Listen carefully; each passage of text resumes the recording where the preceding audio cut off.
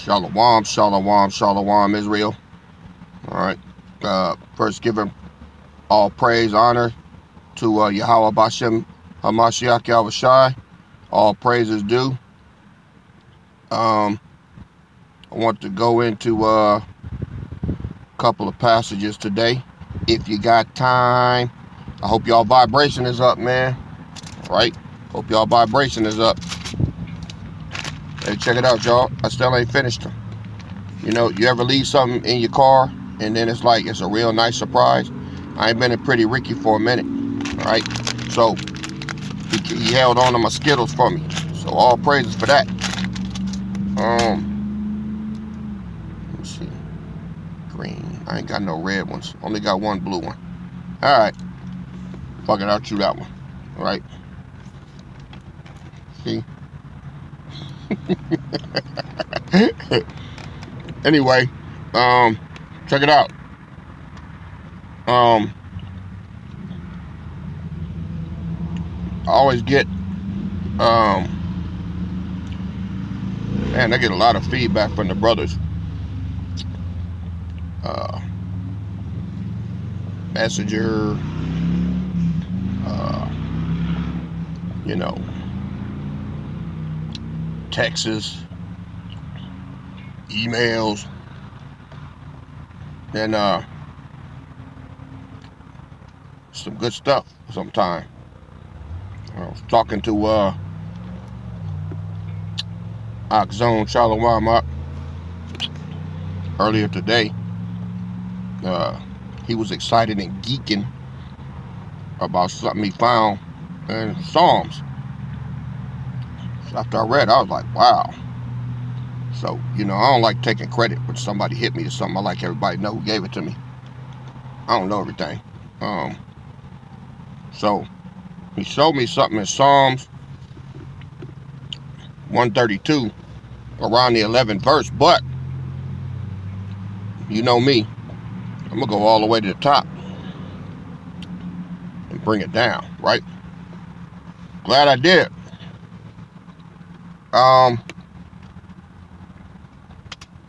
So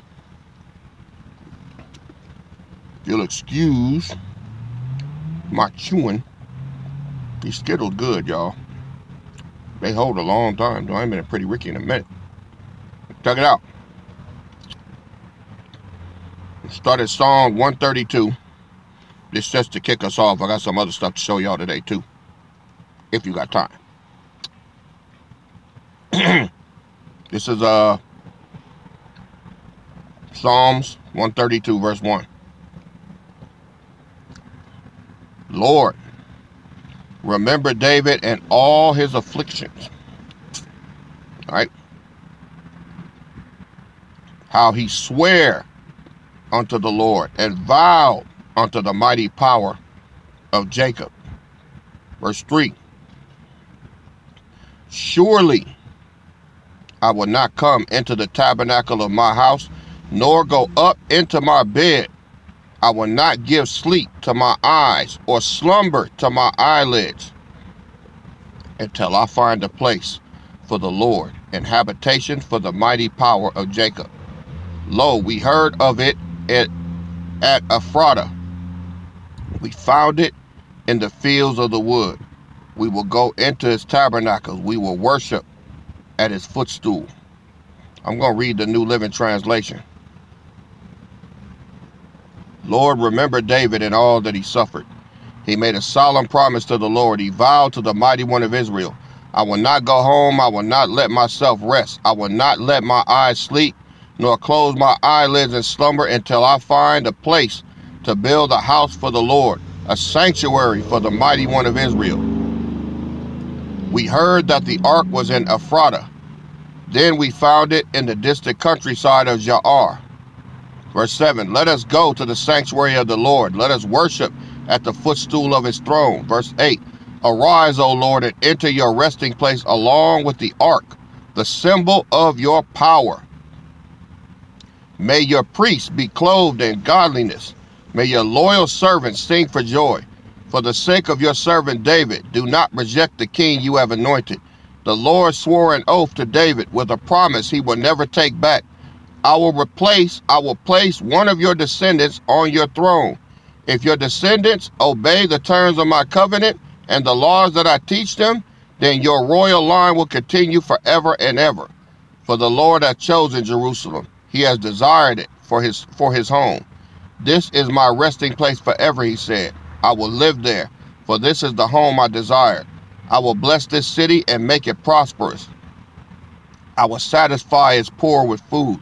I will clothe its priests with godliness. Its faithful servants will sing for joy. Here I will increase the power of David. My anointed one will be a light for my people.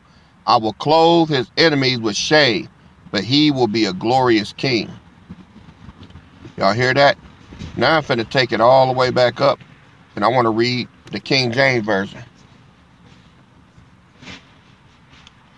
Verse 3. Surely I will not come into the tabernacle of my house, nor go up into my bed. I will not give sleep to my eyes or slumber to my eyelids, until I find out a place for the Lord and a habitation for the mighty power of Jacob. Lo, we heard of it at Ephrata. We found it in the fields of the wood. Now let's stop right here real quick and go to Micah chapter 5.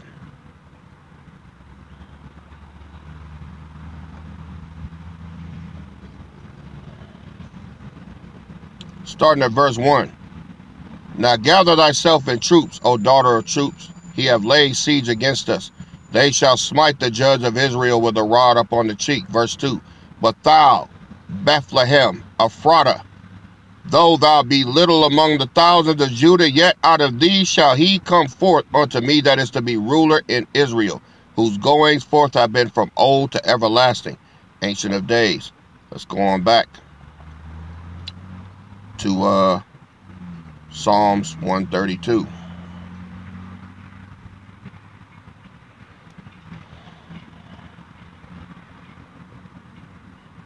Verse 6. Lo, we heard of it at Ephrata. We found it in the fields of the woods. We will go into this tabernacle. We will worship at its footstool. Arise, O Lord, into thy rest, you and the ark of thy strength. That's the ark of the covenant. Let thy priests be clothed with righteousness, and let thy saints shout for joy. For thy servants David's sake, turn not away the face of thine anointed. The Lord hath sworn in truth unto David. He will not turn from it. Of the fruit of the body will I set upon thy throne. If thy children will keep my covenant and my testimony, that I shall teach them, their children shall also sit upon thy throne forever. This is why you men took the oath. All right, Imperial Guard. For the Lord hath chosen Zion. He hath desired it from his habitation. This is my rest forever. Here will I dwell, for I have desired it. I will abundantly bless her provision. I will satisfy her poor with bread. I will also clothe her priests with salvation, and her saints shall shout aloud for joy. There will I make the horn of David to bud. I have ordained a lamp for my anointed. For his enemies will I clothe with shame, but upon himself shall his crown flourish. Let's go to Revelation.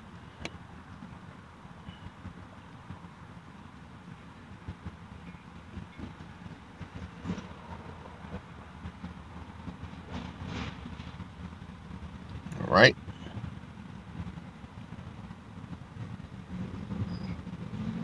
Revelation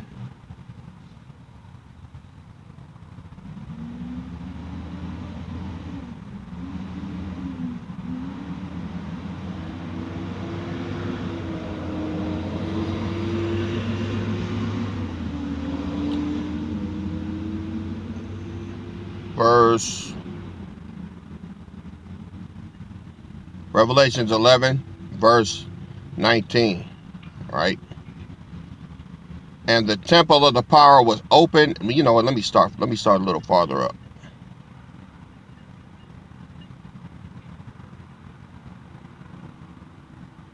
Verse 15. We're at Revelations 11 and 15.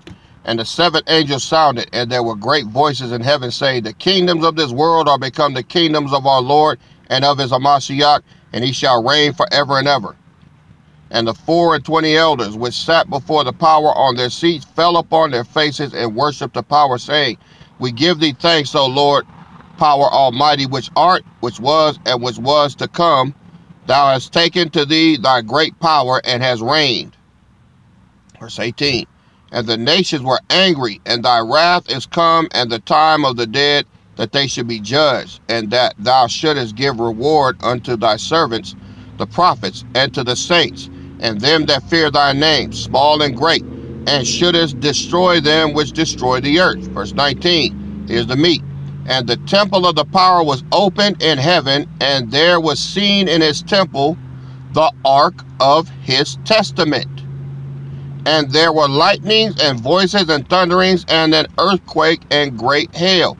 Now it says, once he gets back on the throne, the first thing you're going to do is set up shop, open up the temple, and then there you're going to see the ark of his testament. Back to Psalms 132.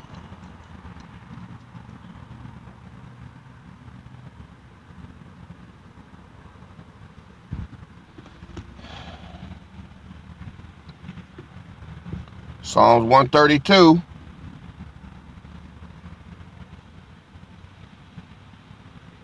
Verse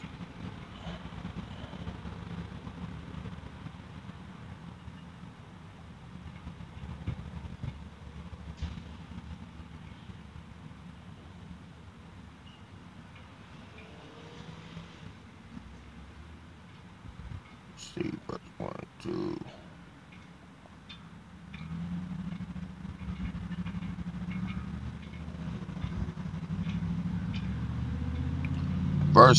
I'll start at verse 7. Psalm 132 and 7. We will go into his tabernacles. We will worship at his footstool. Arise, O Lord, into thy rest, you and the ark of thy strength. So you compare that with the precept that just came from Revelations. I believe it was Revelations chapter 6. All right. So the first thing that's going to be accomplished is right now the tabernacle, the temple is closed right now because Yahushua is up there, he's in charge, but the Father is down here. There's no denying that. All right. So once the Father ascends, first thing gonna do is open up shop, and you're gonna see the Ark of the Covenant back there. He has it in his possession. All right. So what's it gonna be like? Well, we got 12 minutes. That's good. So I was thinking about Acts chapter 1. I want to take us back there. I tapped into a little of that last video on the correction and reply, and I want to go to Acts chapter 1. All right. I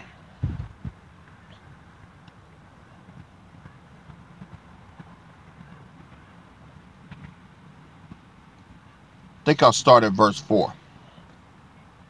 Acts chapter 1, starting at verse 4. And being assembled together with them, commanded them that they should not depart from Jerusalem, but wait for the promise of the Father, which saith he, Ye have heard of me. The promise from the Father. Now Yahushua, from the Father. For John truly baptized with water, but ye shall be baptized with the Holy Ghost not many days hence. Verse 6. When they therefore were come together, they asked of them, saying, Lord, wilt thou at this time restore the kingdom to Israel? All right, that's what they asked. That's what they asked Yahushua, the Son. And the Son said unto them, It is not for you to know the times or the seasons, which the Father, not him, which the Father had put in his own power. Okay, Yahushua don't override the Father. Verse 8. But ye shall receive power after that the Holy Ghost has come upon you, and ye shall be witnesses unto me, both in Jerusalem and in all Judea and in Samaria and unto the uttermost parts of the earth. Verse 9. And when he had spoken these things while they beheld, he was taken up, and a cloud received him out of their sight. And while they looked steadfastly toward heaven as he went up, behold, 2 men stood by them in white apparel. Verse 11. Which also said, Ye men of Galilee, why stand ye gazing up into heaven? This same Yahushua which is taken up from you into heaven shall so come in like manner as ye have seen him go into heaven. Let me get a New Living Translation.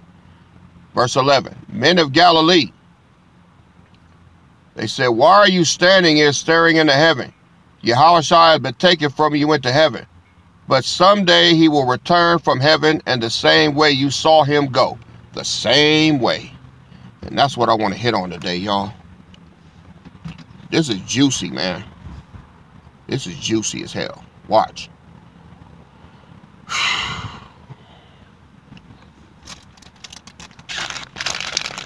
Don't laugh.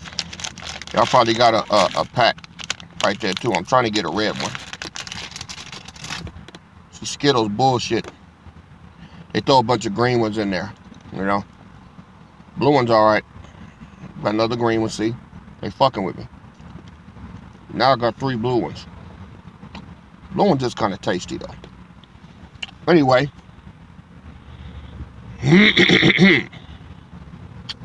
So, he said Yahushua is going to come back in the same manner in which he left. First of all, who was there? Let's check it out real quick.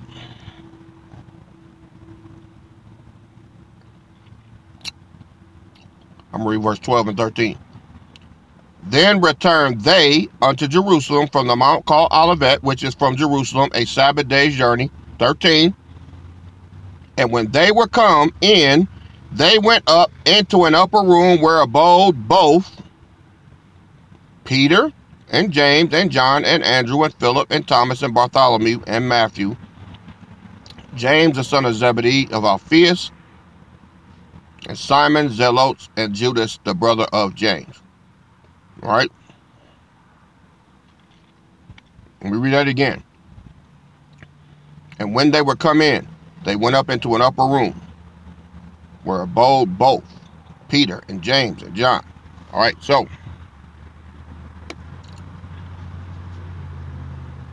he said that Yahushua is coming back the same way he left. Now, we could narrow that down to just a chariot. He went up in a chariot. He's coming down in a chariot. It's deeper than that, though. You got to track everything that happened, all right, to the chariot. Now, let's do that. Yahushua was crucified, right? Before he was crucified, he was turned over to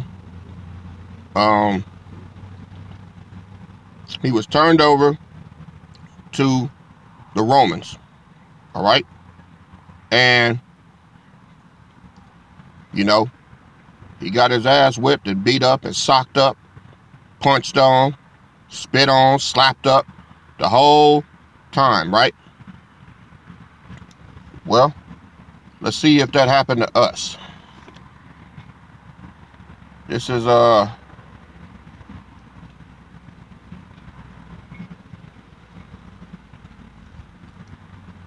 Matthew 5 and 25. Yahushua said, agree with thy adversary quickly whilst thou art in the way with him, lest at any time the adversary deliver thee to the judge, and the judge deliver thee to the officer, and thou be cast into prison. So, the same way that Yahushua was turned over to the Romans, Father turned us over here to America to get our ass whipping. We be getting our ass whipped. How many of y'all out there be getting your ass whipped? All right. So, he said, wait a minute, I cut it too soon.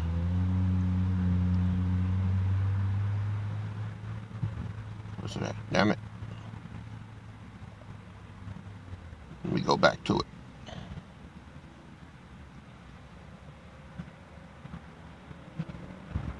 All right. It was Matthew 5 and 25. All right. Now look. Agree with thy adversary quickly whilst thou art in the way with him, lest at any time the adversary deliver thee to the judge, and the judge deliver thee to the officer, and thou be cast into prison. Verse 26. Verily I say unto you, you shall by no means come out thence till you have paid the uttermost farthing. So, Yahushua didn't come out until he paid the uttermost farthing by getting that sponge on his mouth, man. I told you about that sponge. Ugh. Alright? So, that was his uttermost farthing. Our uttermost farthing is all the bullshit that you've been dealing with since you've been here. You woke up to everlasting life, but it was a short period of time compared to everybody else that's been coming back lifetime after lifetime. You only came back once, because if you got everlasting life, you had to just deal with the bullshit in this life. And it's been a long walk now. Been getting your ass whooped your whole life. But it's almost over. So, let's see if Yahushua's foreshadowing matches up with ours. So, now that we was turned over, there was an appointed time for Yahushua to get nailed to the cross, all right, be down 3 days, and then be raised, right? And then after he was raised, he stayed around for about a month, and then he was taken up into a cloud. Got it. So, let's see what's happening. He got turned over, he got his ass whipped, he got beat on, he was nailed to the cross, all right? But here's the thing. What happened when he did that? Well, the first thing he did was he rode into Jerusalem, all right? He rode into Jerusalem on a donkey, okay? On Palm Sunday, when they were saying Hosanna, Hosanna, Hosanna to the highest, right? He rode into Jerusalem, the triumphal entry, and then the same people that was cheering him on and cheering for him and everything, then the ones that turned their backs on him and voted his ass out with Barabbas and got him twisted with Pontius Pilate and got him turned over to be executed, right? That's why a lot of people is turning their back on you right now, stabbing you in the fucking back. This is just a foreshadowing of what was going to happen to us. Now, on Palm Sunday, he rode into Jerusalem. 5 days later, okay, he was crucified on what they call Good Friday. That's tomorrow. All right. Now, 3 days later, which was Sunday, 1 day past the Sabbath, he rose, right? He rose. And he appeared to Mary Magdalene and, you know, the other ladies, right? They ran back and told the disciples. Disciples didn't believe her. So 8 days later, all right, he appeared to the disciples. So Sunday, they didn't believe him. Monday, Tuesday, Wednesday, Thursday, Friday, Saturday, Sunday, Monday. That's 5. And then that's 3, right? That's 8 days later. Now look where we at. Last Sunday, all right, was the Palm Sunday, because Sunday is what they call Easter, all right? But we call it Resurrection Day, all right? That's the day that Yahushua was resurrected, right? So, last Sunday was Palm Sunday. He rode into Jerusalem. He's going to be crucified tomorrow. He rose on Sunday, which is going to be Easter Sunday, which is Resurrection Sunday for us, Easter for the heathens, right? He appeared to Mary Magdalene and them, and the women, right? And then 8 days later, he showed himself to the disciples, right? Well, what's happening on 8 days from this Monday? The eclipse, right? Now, we know that April 7th is the end of our captivity. Why? Because this is the third eclipse, the third solar eclipse, and we're not having another one for many, many, many, many years. This is the year of Jubilee, right? It's the year of Jubilee, and our captivity ends on April 7th. The number 7 is the number of completion. We have lived out our sentence. Now, the next day is the day of new beginnings. That's what 8 means. So, because it's the number of new beginnings, the day of new beginnings, the 8th day, that's when all Israelite babies were circumcised. All right. Guess what? That's when the eclipse is going to happen to seal our to seal the end of our tribulation and for us to go into our rest. All right. So the same way he left is the same way he coming back. It's the same pattern with the same days, with the same eclipse. All right. And that's how we know that he's coming. All right. And then I got to clean this up a little bit, y'all. I wasn't wrong on the earthquake, the big earthquake that's coming. But I was talking to the DG and the Bennies, right? And we found something in Revelation. There's more than one earthquake. So the earthquake that I originally told y'all about with the 7,000 in Revelation, I think it says 11 and 11. That earthquake's going to happen, but it's going to be a smaller one. The big one is coming actually when the 7th trumpet is blown. This is the 6th trumpet with Yahushua coming back. So there's going to be a space in time from the time of us being caught up into the clouds and taken out of here, and then when that big earthquake that's going to be felt globally is going to happen. So that buys a little time. That made me feel, I don't know why it made me feel a little better, but it made sense because there's going to be a time span of between 1 and 3 years when that big earthquake comes. That's going to be one to let everybody know we gone. That earthquake is going to seal the end of our tribulation period. But it's not going to be the big one that I told y'all about. That one's coming later. And I'll go into it a little later on with scriptures to show you. But it is going to be one. That's why I said 7,000 shall fall, all right, shall be slain. So it's a smaller number, but the big one is coming. Why? Well, because if he destroyed everything upon our departure, we wouldn't be able to get to the holy mountain in Colorado. We wouldn't be able to set up because everything would be fucked up. He's going to give us time. The Lord does what? All things what? Decently and in order. So when we get there, all right, when we get there, we're going to have time to set up, time to get everybody situated and everything. And then after those 1 to 3 years, then it's going to go. And another thing that Benny said was every time that that big earthquake happened, there was Nibiru was in the vicinity in the star system, and it caused meteor showers. Same way they did during the time of Joshua, when the Most High held the sun for 24 hours so Joshua could decimate all of his enemies. What happened? All these big ass rocks started coming and crushing the opposition. All right. So if you look at Revelation chapter 7, after the 7th trumpet, all right, it says a great mountain is going to be cast into the sea, and a third of the earth's sea creatures will be killed. That's when we know Nibiru is going to be in the area. So that could be anywhere from 1 to 3 years after, all right, after we're taken out of here. So gives us a little time. So all praises for that. But I wanted to walk y'all through that. Everything that's happening now, it was foreshadowed by Yahushua. All right.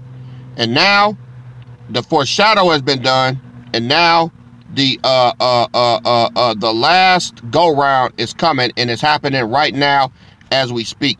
This is why y'all vibrations should be all the way up, man. I'm talking about through the roof, because this is how we know it's going to happen. Even the world knows. Y'all can hear, if you go on TikTok and everything, fuck Fox News and all them, them fucking crackers, man. They hiding everything because they know their time is short. Everybody that's on TikTok and listening, they know. Now, they don't know what's happening. They got an idea, but they don't know. They don't know like we know. But even they feel something big is getting ready to happen. So, all we got to do is wait on the mailman. Revelation chapter 3, verse 15 and 16. Yahushua said, I will rather you hot or cold, for if you lukewarm, I'm going to spit you out of my mouth. So all of y'all in here just hanging on, well, we'll see.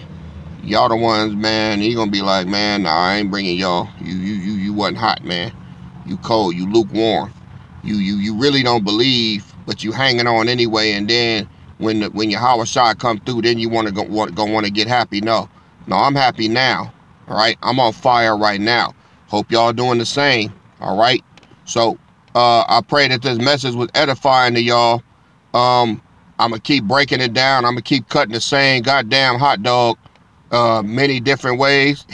I'm gonna give you relish one day, mustard the next. It's gonna be the same fucking hot dog, y'all. Plus, you know, maybe some barbecue chips on the side, man. We could toast a bun if y'all want. It's gonna be the same fucking meal, man, until we get out of here. I'm telling y'all, I ain't gonna quit. Crossing the finish line, man. Chest out, head up. All right? We really all gas, no brakes now. I ain't quitting. I ain't stopping. All right? I'm gonna be regurgitating old messages. Hope y'all don't get tired, because I'm finna bump my gums until April 8th. All right? So, I want to give all praise to Yahweh Bashem Mashiach Yahushai. Hope y'all vibrations up like mine. If not, it sucks to be you. All right? See y'all on the next go round. KD out. Shalom.